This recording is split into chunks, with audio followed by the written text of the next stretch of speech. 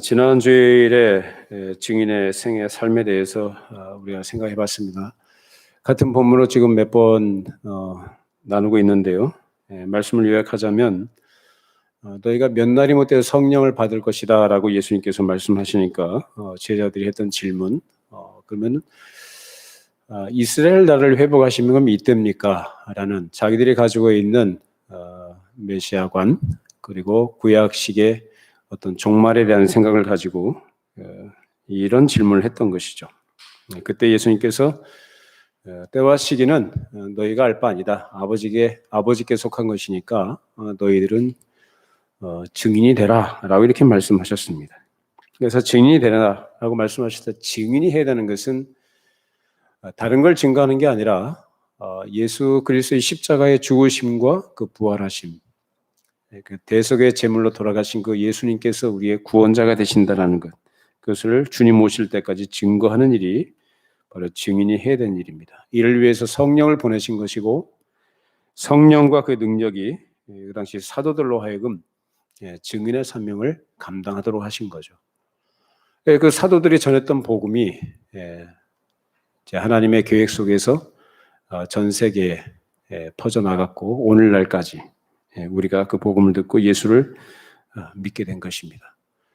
그래서 예수를 믿는다는 것은 그래서 먼저 복음을 듣고 믿었던 자들이 그 성령의 능력을 힘입어서 복음을 전했을 때 그 복음을 듣고 동일한 믿음을 갖게 된 것이 바로 하나님의 은혜의 역사였다라는 것입니다.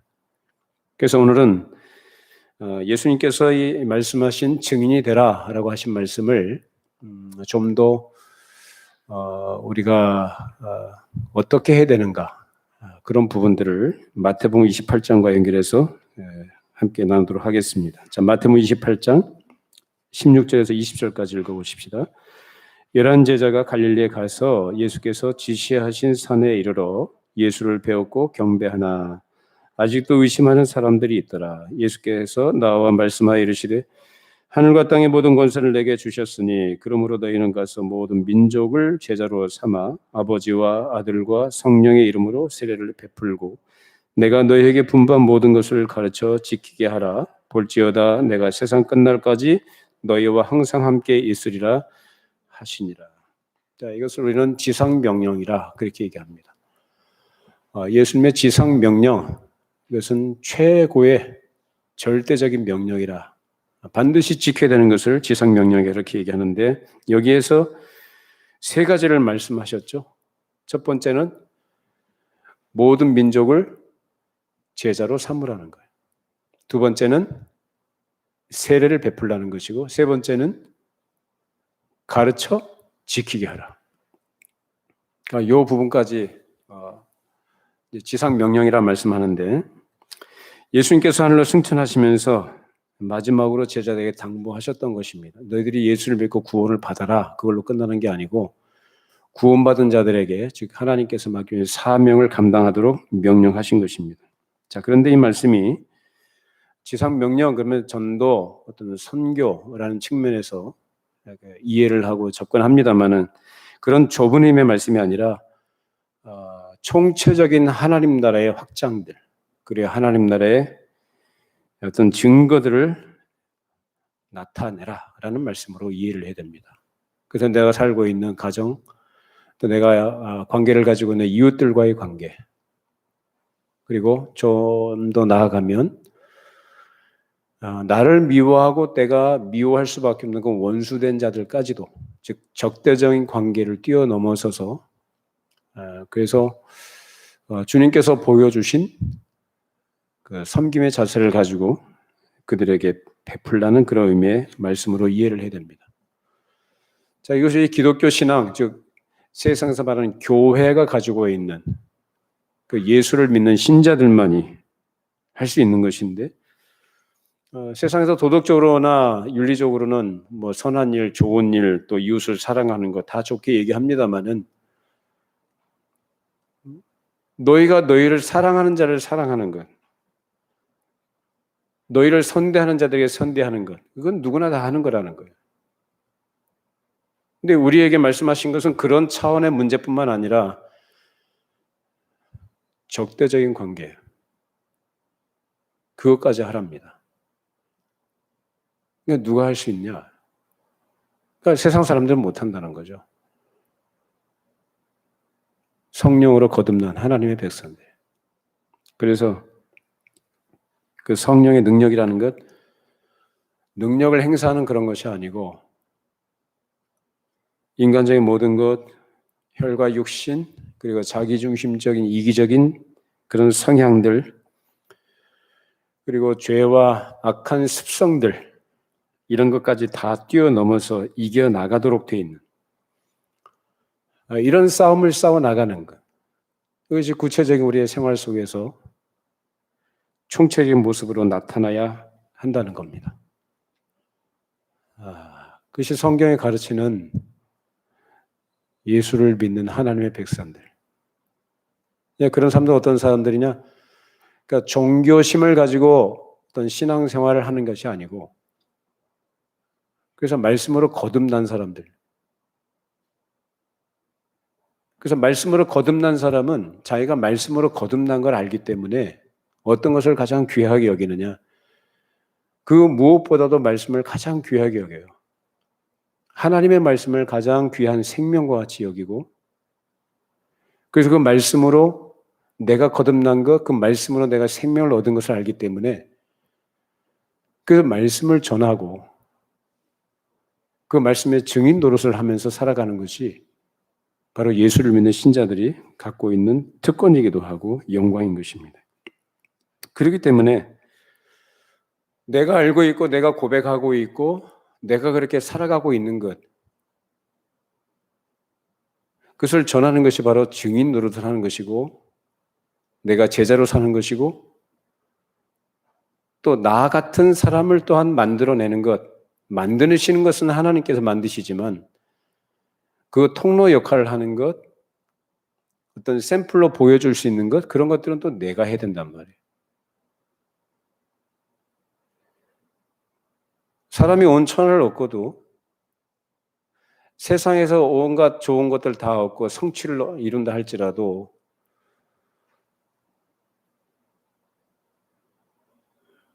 그 생명을 잃어버리면 무슨 소용이 있겠습니까? 그러니까 예수를 믿어도 참되게, 바르게 믿어야 되는데 제대로 믿지 못하는 사람들이,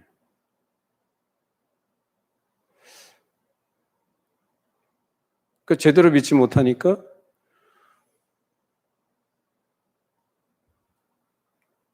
제자된 삶이 되지 않는 것이고, 그 제자를 만들라, 제자를 삼으라 했는데 제자를 삼는 일들이 현저하게 적은 거죠.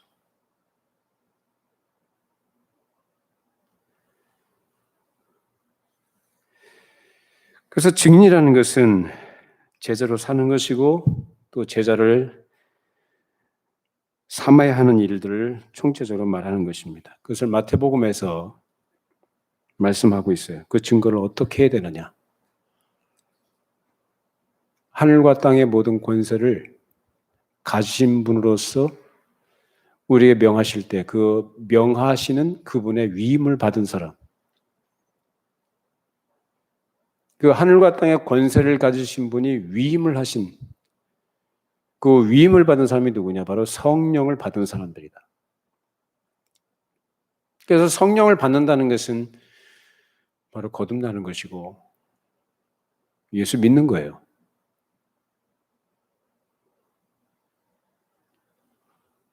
그래서 성령이 임하시게 되면 증인이 되는 것이고 증인된 사람이 이제 예수님께서 말씀하신 것처럼 제자 삼으라는 것처럼 자기가 먼저 제자로 살고 그 제자 노릇을 하면서 또다시 다른 사람들을 자기와 같은 사람으로 세워나가는 일들을 해나가라는 것입니다. 마태복음의 표현을 빌리면 거기서 전도하라라는 단어를 쓰지 않고 제자를 삼으라라고 말씀하고 있어요. 19절에 그러므로 너희는 가서 모든 민족을 제자로 삼아. 여기서 이제 전도하는 거하고 제자 삼는 거하고 어떤 차이가 있을까요? 일반적으로 전도한다 그러면 그것은 선포적인 측면이 굉장히 강하죠. 그래서 선포하는 거예요. 그러니까 지금도 이것은 전도입니다. 제가 여러분들에게 말씀을 전하는 것은 전도하는 거예요. 선포적인 의미예요. 근데 제자를 삼으라는 것은 다릅니다. 그것은 보여주는 것이고 따르도록 만드는 거예요. 그러니까 자기의 총체적인 어떤 인격적인 관계 속에서 내가 바라고 증거하기를 원하는 것, 내가 상대방에게 알려주고 싶은 것들, 그런 것들을 알려주고 내 존재라는 것과 삶의 모습과 모든 것을 바쳐서 상대방을 설득하는 책임이 거기 다 포함되어 있습니다. 따라서 제자 삼는다는 것은 단순히 기능이나 어떤 지식, 어떤 기술을 전달하는 게 아니라 인격을 전달하는 겁니다. 근데 이 부분이 우리가 가지고 약함, 모자란 부분들이 아닌가 생각이 돼요. 예수님께서 제자들을 불러내셨어요. 제자들을 불러내셔서 3년 동안 데리고 다니시면서 직접 가르쳐 주시고 보여주시고 훈련시키셨어요. 근데 어떻습니까? 제자들이 달라졌나요? 어때요? 하나님이신 그분이 직접 말씀하시고 심지어는 대중들에게 무리들에게 말씀하지 않았던 그 가르치심을 별도로 따로 불러서 가르치시기도 하셨어요. 비유를 풀어서 설명도 해주시고 그뿐 아니라 기적이나 능력도 행하시는 것을 그들이 보도록 하셨고 죽은 자가 살아나는 일들도 보게 하셨어요. 근데 제자들이 변했나요? 그거 생각해 보셨어요? 변하지 않더라.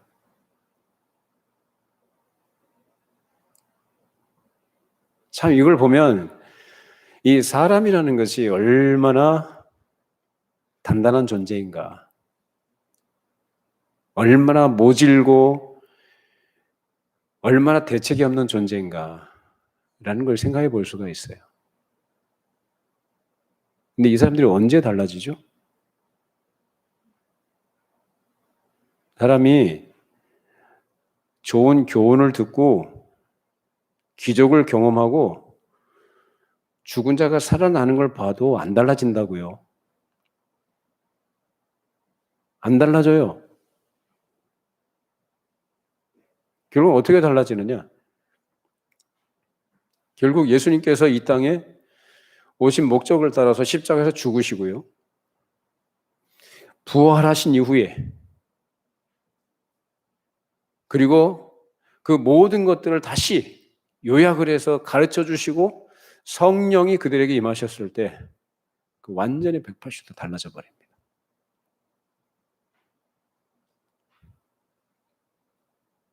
그리고 그들은 증인 노릇을 하는 거예요. 그 전까지는 그냥 껍데기만 가지고 살았던 거죠.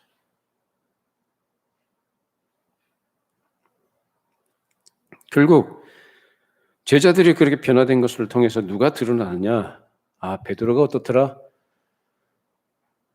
야고보가 어떻더라? 그게 아니고 누가 드러나느냐? 예수 그리스도가 드러난다. 그게 변화된 사람이에요. 그게 제자예요. 그러니까 스승이 있으면 제자가 있는데 그 제자는 누구를 드러내느냐면 그 스승을 드러내는 거예요.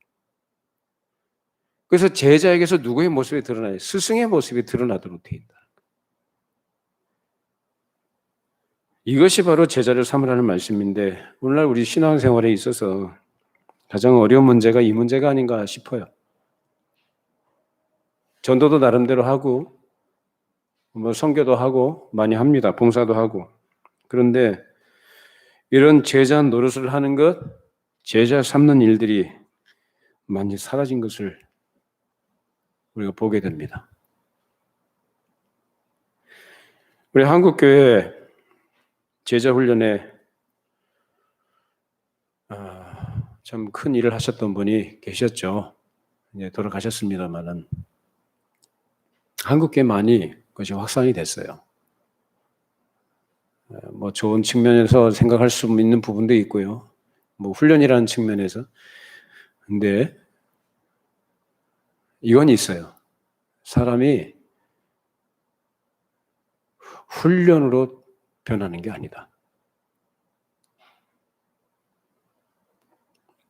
어느 정도 도움은 돼요. 도움되는 것도 있고 뭐 유익한 점도 있는데 그것만으로 되는 게 아니다라는 거예요.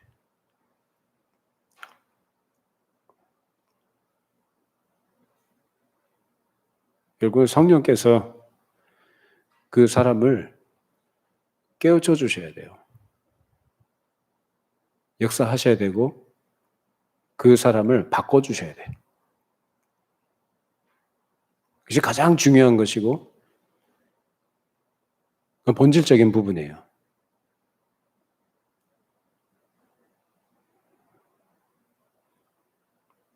근데 우리 주변에 또 우리 한국 교회도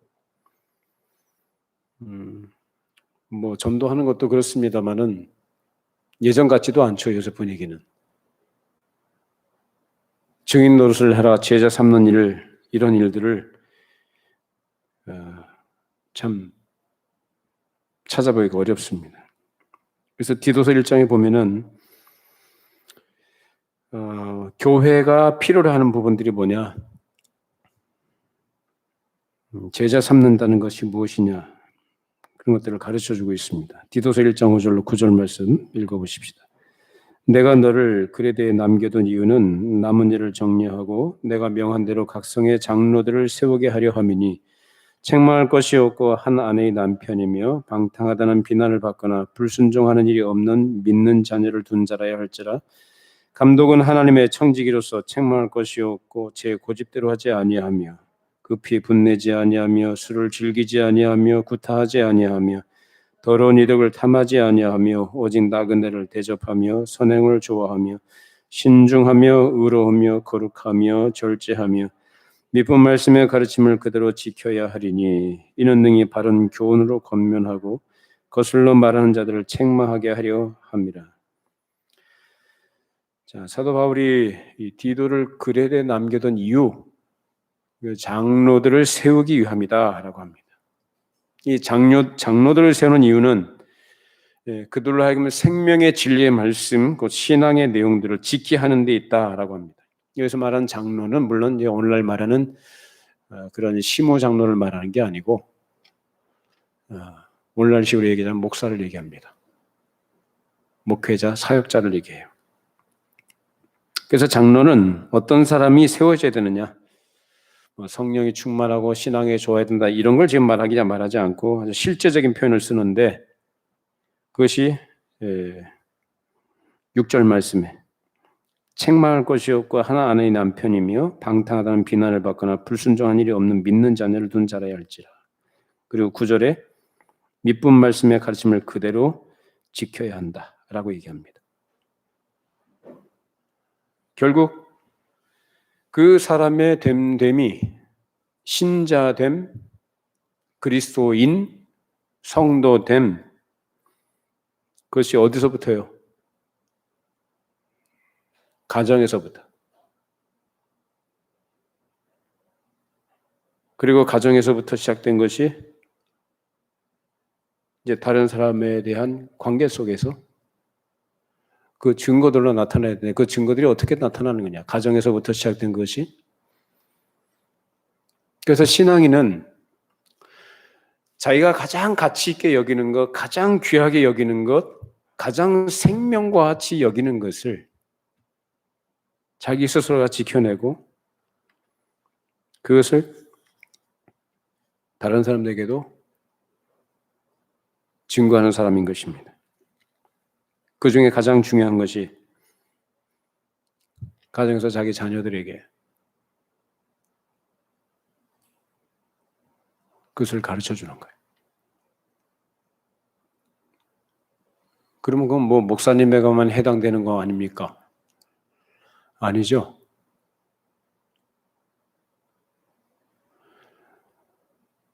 너희는 모든 민족으로 제자를 삼으라. 이 제자 삼으라는 명령은 모든 신자들이에요.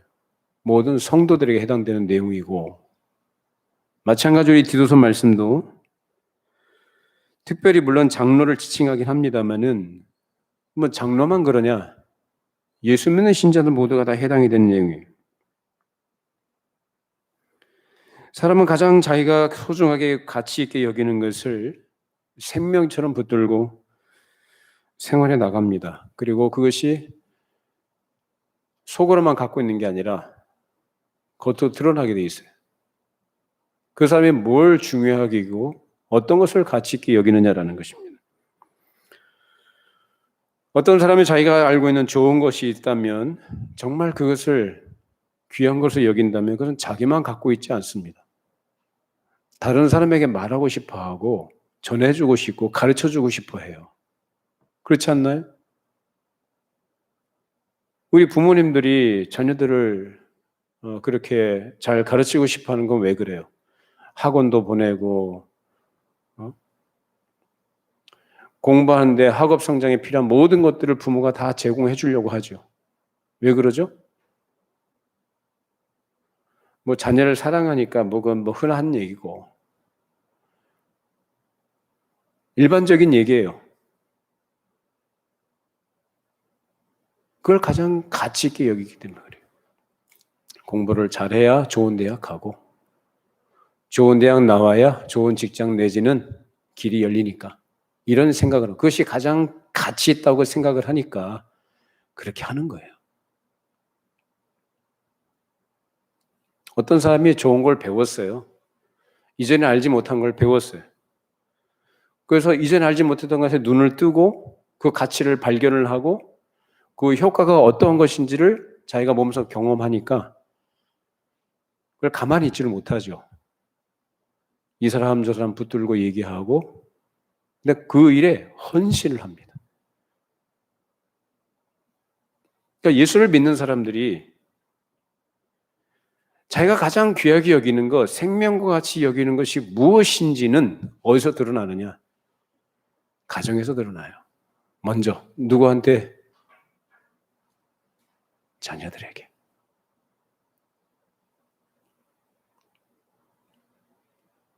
여러분 지금 중요한 얘기합니다. 뭐 제자 삼아라, 증인 노릇해라.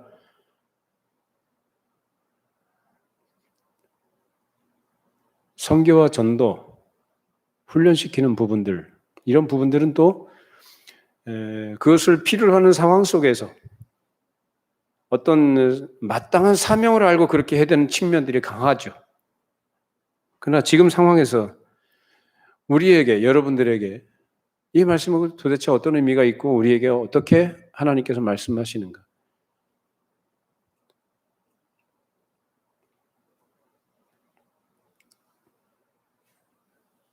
이처럼 사람은 자기가 가장 귀하게 여기는 것을 다른 사람에게 전하고 싶은 것. 예수 믿는 사람이라고 한다면 그걸 얘기하는 거예요. 다른 사람에게 부지런히 가르쳐주고 싶은 거예요. 알려주고 싶은 거예요. 그게 누구의 특징이냐? 거듭난 사람의 특징이에요. 기독교 역사를 돌이켜보면 기독교가 참 부흥됐던 시기들이 역사적으로 몇 번 있었어요. 우리 한국교회도 1907년이죠. 소위 말하는 평양 대부흥운동이라는 것이 그때 있었습니다.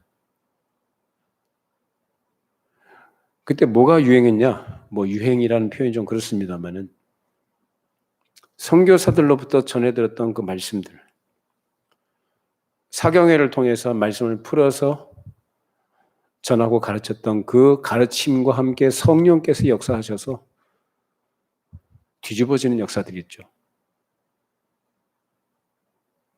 은밀하게 숨겨뒀던 죄, 회개하지 않고 품고 있던 모든 죄가 다 폭로가 되고 그것을 회개하고 새롭게 되고, 그리고 하나님의 말씀의 가르침을 따라서 결국 서로 사랑하라라는 이 말씀의 가르침을 따라서 하나님을 진지하게 사랑하고 이웃들을 사랑하는 이런 신자들의 고상한 자태들이 우리 한국교회에도 있었어요. 자, 그런데 언제나 기독교 역사에서 유념해서 봐야 되는 부분들이 뭐냐면, 그런 부흥의 어떤 그 분위기가 다음 세대에 계승된 예가 굉장히 드물었다. 그냥 그때, 그 한때 그 시기로 끝나는 거예요. 그래서 이런 그 문제들 가운데서 어떤 역사학자들은 그것을 어떻게 얘기하냐면, 다음 세대에 그 뒤로 전달하기 위해서 필요한 것이 뭐냐? 어떤 규칙을 만들고 습관화하는 것이 필요하다는 얘기를 해요. 다시 말하면 어떤 형식을 얘기하는 거예요. 여러분의 질문 한번 드려볼게요. 형식이 중요합니까? 내용이 중요합니까?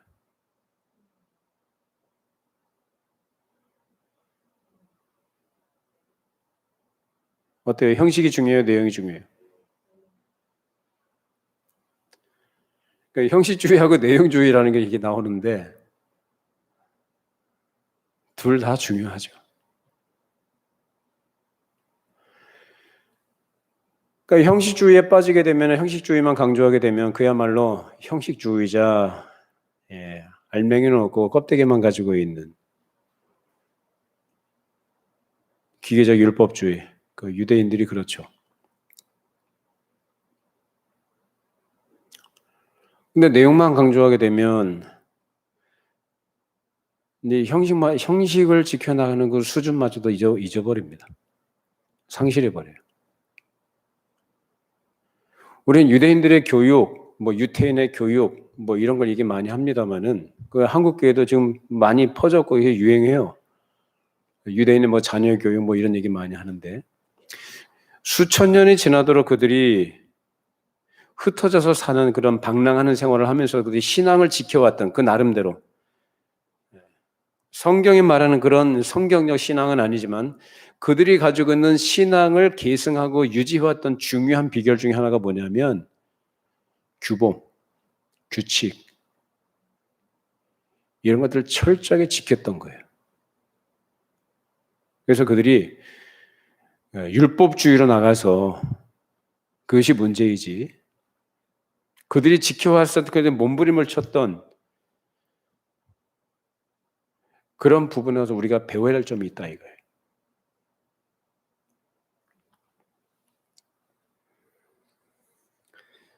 우리가 전해 들은 하나님의 말씀과 그 요구들을 가장 원색적으로 나타내는 규칙과 명령으로서의 형식을 지키지 않게 되면 그 신앙은 자기의 것으로 굳어지지 않습니다. 그리고 그것이 자녀들이나 이웃에게 전달되지 않습니다.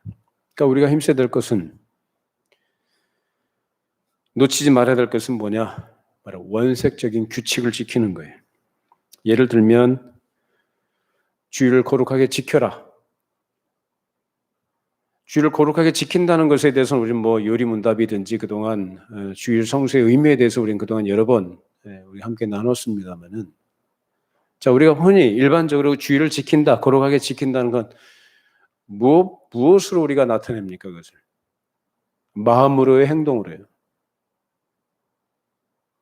예?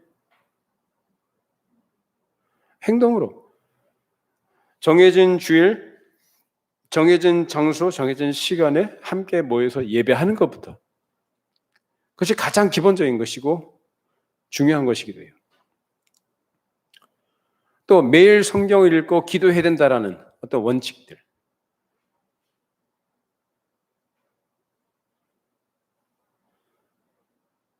그러니까 여러분들이 주의를 거룩하게 지켜야 된다라는 이것을 어떤 형식이다, 내용이 중요한 것이지 그건 중요한 게 아니다 라고 여러분 치부해 버리게 되면 여러분 신앙생활 제대로 하실 수 있을 것 같아요? 말씀을 날마다 읽고 기도해야 된다는 이거 규범에 대해서, 이 원색적인 요구들에 대해서 뭐 형식적으로 그렇게 해야 되느냐.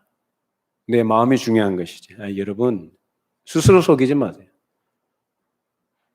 내가 귀하게 여기는 건, 내가 소중하게 여기는 것이 내 마음에 정말 뜻이 있다면 그것이 뭘로 나타나느냐? 결국은 내 행동으로 나타나게 되는 것이고 겉으로 표현되게 되어 있는 거예요. 그래서 이런 형식주의를 배격하는 사람들이 자꾸 내용을 얘기하고 내 마음의 중심이 진실하면 되는 것이지 형식은 중요하지 않다 이렇게 얘기하게 되면 결국은 어떻게 되느냐? 그 내용주의라는 것이 우리 수준을 무시한 지점까지 끌고 내려가 버립니다. 그릇이 없으면 내용물을 담아낼 수 없는 것과 똑같아요. 그러다 보면 결국 신령한 내용들을 고수하는 데 많은 손해를 보게 됩니다. 실제로 많은 경우에 이런 일들이 다반사로 벌어집니다. 형식은 중요하지 않고 내용만 중요하다라는 생각으로 자기 스스로를 속이고 나중에는 그 내용마저도 잃어버리게 되는 지점까지 처하게 된 일들이 우리 생활 가운데 다반사예요. 그것이 우리 가정의 약점이기도 하고요. 우리 연약함이기도 합니다. 자, 우리가 교회에 와서 말씀을 듣고 또 깨달음도 얻고 또 감동을 받는 것도 중요하지만 그것이 흘러나올 그것을 표현할 수 있는 최소한의 원칙적인 것들을 지키지 못하면 그 다음 차원이나 수준으로 나아갈 수가 없습니다. 그래서 한 가지 좀 제안을 드리고 싶은 것이 우리가 말씀을 듣고 그렇구나 하고 그치지 마시고 그걸 요약을 해서 좀 생각을 하면서 요약을 해서 그걸 표현하고 거기서 그 말씀을 내가 순종하려고 애를 쓰는 그런 것을 어떻게 해야 될 것인가 이런 부분들까지도 한번 나누는 것도 좋을 것 같아요.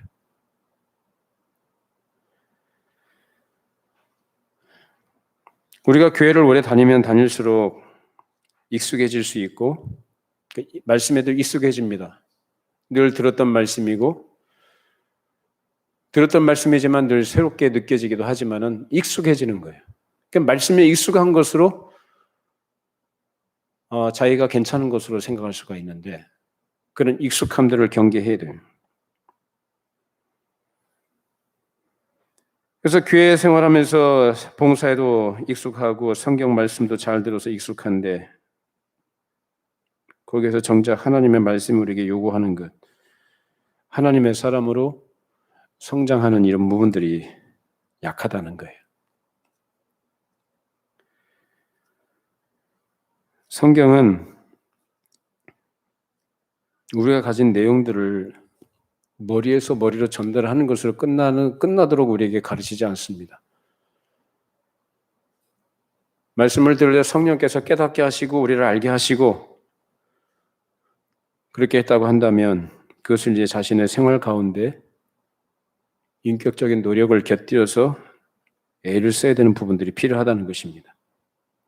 그래서 예수를 믿는 신자고 거듭난 사람에게는 그것이 지극히 당연한 것이고 자연스럽게 나타난 일들일 거예요.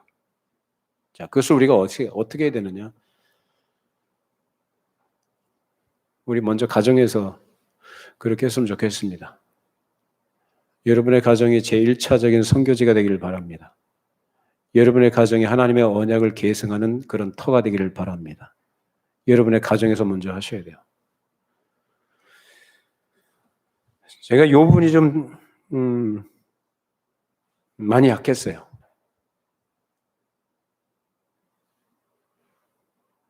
다른데 신경 쓰다 보니까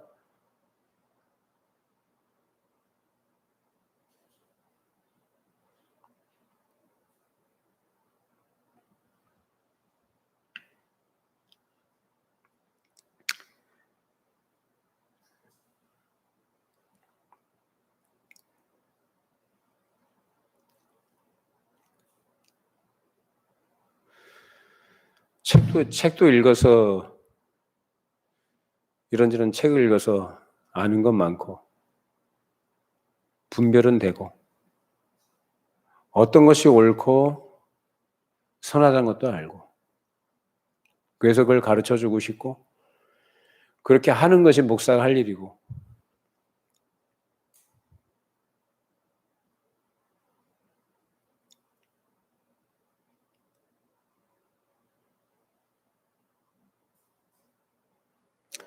근데 그렇게 해서 사람이 달라지지 않더라고요.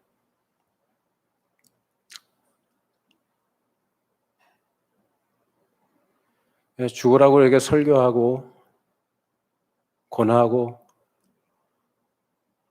또 거룩한 책임감을 가지고 이렇게 애를 써봐도 안 달라지더라고요, 사람이.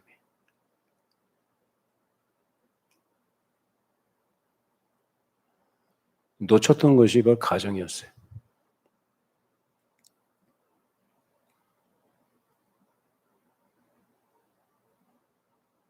교회를 오래 다녔는데 신앙생활 오래 했는데 성경도 많이 알고 또 나름 기도도 많이 하고 그런데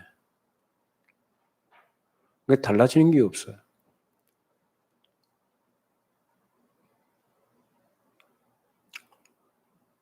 그러니까 여러분들이 가정에서 먼저 달라져야 된다.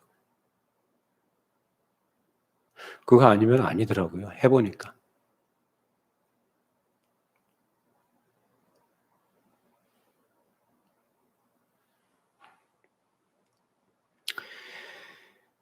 그 인격이나 그 성품이나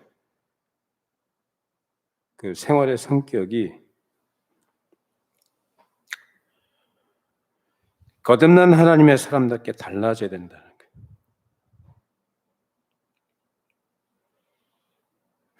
툭하면 승질내고 화내고 짜증내고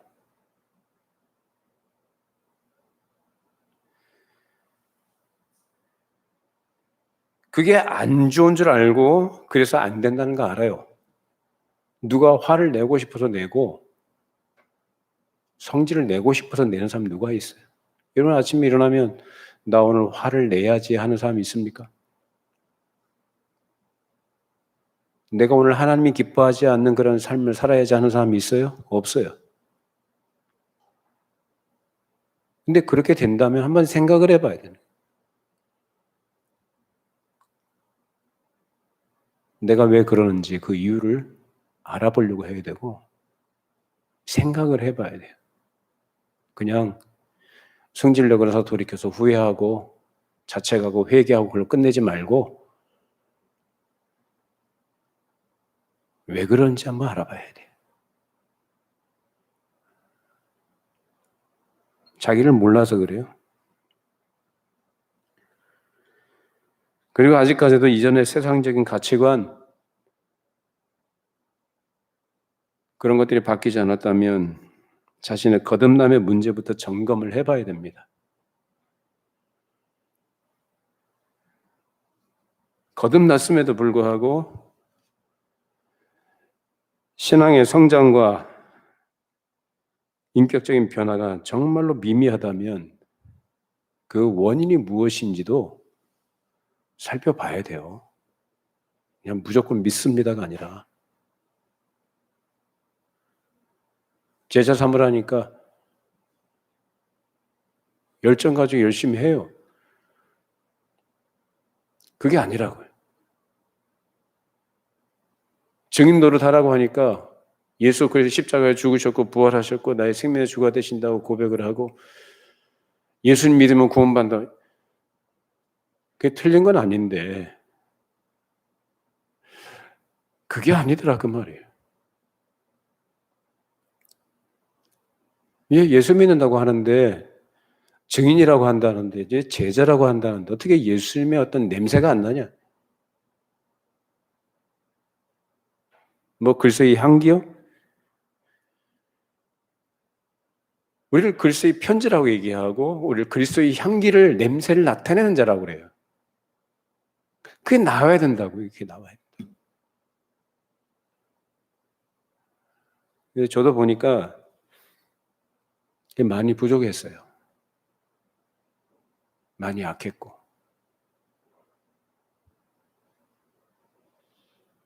그냥 몰랐었어요. 난 잘하고 있는 줄 알았고.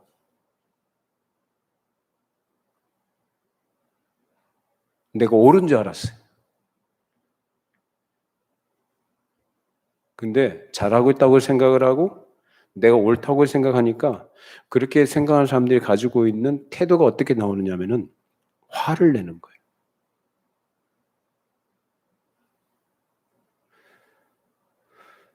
성질을 내는 거예요. 근데 예수님이 안 그러셨잖아요.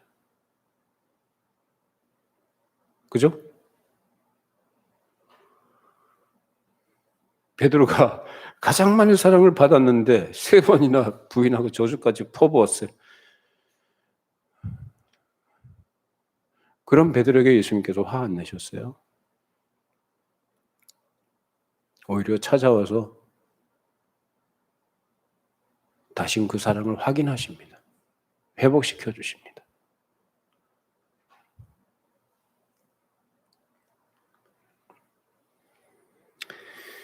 오늘 사람이 변하는 거 하루아침에 콩나물 시루에서 콩나물이 쑥 자라듯이 그렇게 변화되는 건 없어요. 거의 없어요. 거듭난 사람이라 할지라도 그 변화되는 과정이 참 복잡하고 시간이 많이 필요로 합니다. 그래서 은혜의 수단을 부지런히 활용하면서 은혜의 수단을 부지런히 활용하는데 우리가 놓치기 쉬운 거, 간과하기 쉬운 게 뭐냐면 일반적인 것들을 너무 무시해버리면 안 된다는 거예요. 하나님께서 일반 계시로 주어진 그런 것들 가운데서 그런 것들을 또 수단 내지는 좋은 도구로서 우리가 활용할 줄 알아야 되고 그런 것의 어떤 부분에 있어서 그런 역할들을 또 우리가 활용할 줄 알아야 되는 거예요. 아까 말씀드렸지만 사람이 훈련된다고 변화되는 거 아니라고 했어요. 성령께서 그 사람을 만져주시고 그 사람을 새롭게 하시고 역사하셔야 그 사람이 달라져요. 나머지들은 다 보조적인 수단들이에요. 근데 그 보조적인 것들을 무시하면 안 된다. 왜? 하나님이 주신 거예요, 그것도. 그렇게 할 때 변화된 모습이 구체적으로 나타납니다. 근데 늘 교회 와서 말씀 듣고 감동도 받고 신앙 고백도 진솔하게 하긴 하지만은 밖에 나가선 전혀 다른 사람처럼 살고 가정에서도 예수 믿는 사람답지 않은 특성들을 여과 없이 그대로 분출하면서 생활해 나갈 때 그 사람이 설령 거듭난 사람으로 구원받았다고 한다면 그나마 다행이긴 하지만 성경에서는 그것만 말하지 않잖아요. 구원받은 사람에게 하나님께서 원하시는 게 있단 말이에요. 그게 뭐냐? 증인 노릇하라고요. 그리고 제자 삼으래요. 근데 자기가 그렇게 안 되면 어떻게 제자를 삼는 그 주님의 지상 명령을 수행하겠어요? 그 지상 명령을 수행하기는 참 요원한 거죠.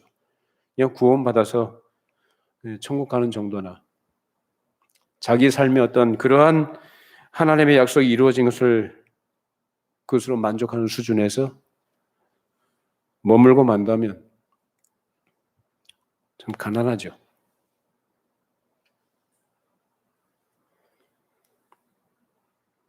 주님께서 우리에게 제자 삼으라고 말씀하셨는데 여러분에게 질문 좀 해볼게요. 제가 이 생각이 퍼뜩 나더라고요. 여러분 구원을 확신하십니까? 여러분 구원 받았습니까? 이런 거 말고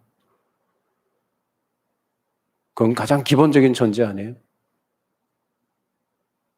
여러분을 통해서 어떤 사람이 교회를 다니게 됐습니까가 아니고 나를 통해서 어떤 사람이 예수를 믿게 됐느냐? 나를 통해서 어떤 사람이 예수님의 제자로서 살게 됐느냐?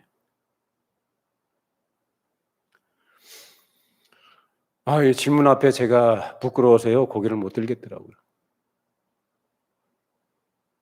제가 생각하면서도 그런 거예요. 전 여러분들이 좀 전도하고 있어요.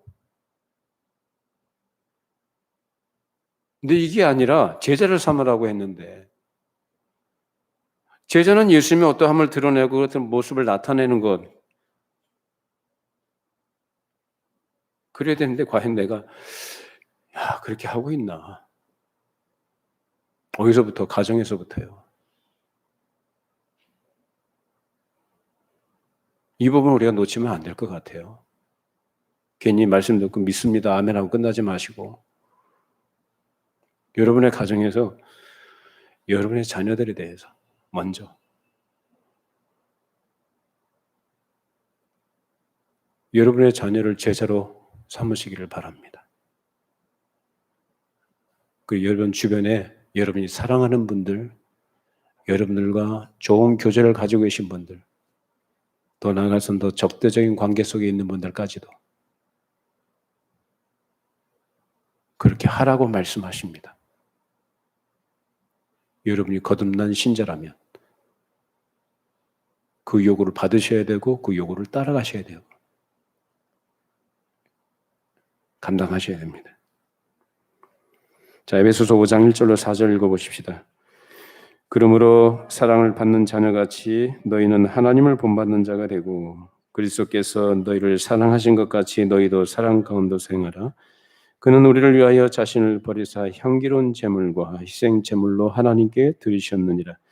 음행과 온갖 더러운 것과 탐욕은 너희 중에서 그 이름조차도 부르지 말라. 이는 성도에게 마땅한 바니라. 누추함과 어리석은 말이나 희롱의 말이 마땅치 아니하니 오히려 감사하는 말을 하라. 누구를 본받으라고 합니까? 하나님을 본받으려죠.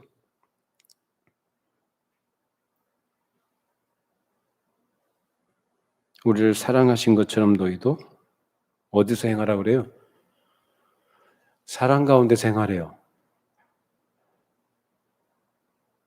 율법이 뭡니까? 율법이 가르치고 싶은 게 뭐죠? 우리 정죄하는 거예요? 우리 비판하는 거예요? 율법이 가르치고 싶은 게 뭐죠? 사랑해요. 하나님이 우리를 어떻게 사랑하셨느냐? 하나님이 우리를 어떻게 사랑하셨느냐? 그 사랑을 입은 자로서 그 하나님께 얼마나 감사하는 사람이며 그 사랑을 받은 자로서 얼마나 다른 사람을 사랑할 줄 아느냐? 결국 이 문제라고요. 야, 우리 그냥 좋은 말이니까 서로 사랑합시다 이게 아니라 사랑은 희생이래요, 희생. 근데 희생을 위해서는 누가 죽어야 되는 거예요? 내가 죽어야 되는데 내가 내 생각 가지고 내 의지 가지고 죽어지느냐? 사실 자기중심적이고 이기적인 것이 뭐냐면 바로 죄의 속성이거든요. 죄예요, 죄. 결국은 죄를 죽이는 건 내가 죽이는 게 아니에요. 누가 죽여요? 성령께서 죽이십니다. 인격적으로 내가 순종하고 믿음으로 따라야 되는 부분들이죠, 내가. 그렇게 할 때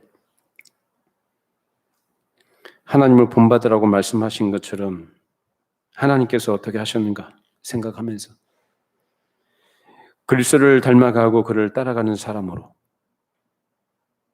그런 제자로 그렇게 살아가도록 하기 위해서 그리스도께서 우리의 희생제물이 되셨다.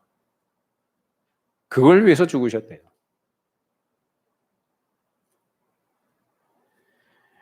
우리는 그 빚을 진 사랑의 빚진 자고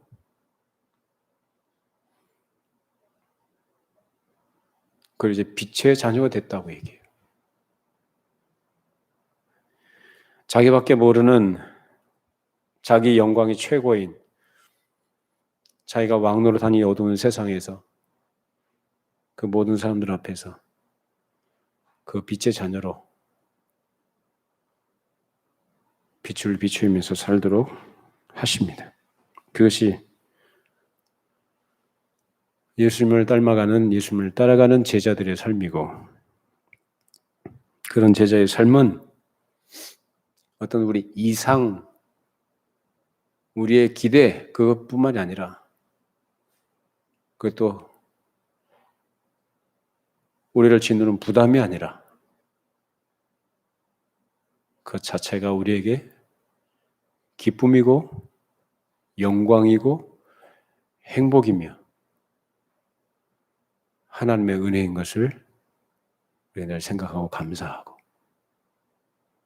그런 일에 하나님께서 우리에게 더 은혜를 주시고 성령께서 이끄시는 대로 겸손하게 순종하는 우리 모두가 되기를 바랍니다.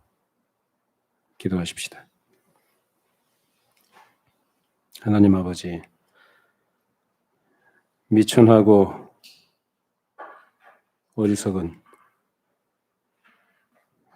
죄인의 입을 통해서 주님께서 원하시는 것, 하나님의 백성들에게 명하신 바가 무엇인지 전하게 하시고 엎드리게 하시고 그렇게 말씀에 순종하도록 우리 마음을 움직여 주신 것을 감사드립니다. 모든 민족으로 제자를 삼으라고 말씀하셨는데 우리가 먼저 우리에게 허락하신 제1차적인 사역적인 과정에서 우리 자녀들에게 우리 주님의 어떠하심을 보여주고 나타내는 증인 되게 하시고, 주님의 뒤를 따르는 제자로서 그 제자로서의 특징이 무엇인지 스승이신 우리의 본이 되시는, 우리의 모범이 되시는 예수님을 나타내고 증거하는 증인들이 되게 해 주시옵소서. 우리 가정이 그래서 하나님께서 이루시고자 하신 거룩한 천국이 되게 하시고, 우리 하나님의 언약의 이 귀한 생명의 약속이 우리 자녀들에게도 계승되게 하시며, 하나님 나라가 이루어지는 이 가정들이 세워지고 회복되게 하시고, 또 그렇게 추송 때에 주의 나라 이루어지는 데 충성을 다하는 하나님 나라의 권속들이 되게 하여 주시옵소서. 예수님의 이름으로 기도합니다. 아멘. 다 같이 자리에서 일어나시겠습니다. 635장 드리겠습니다.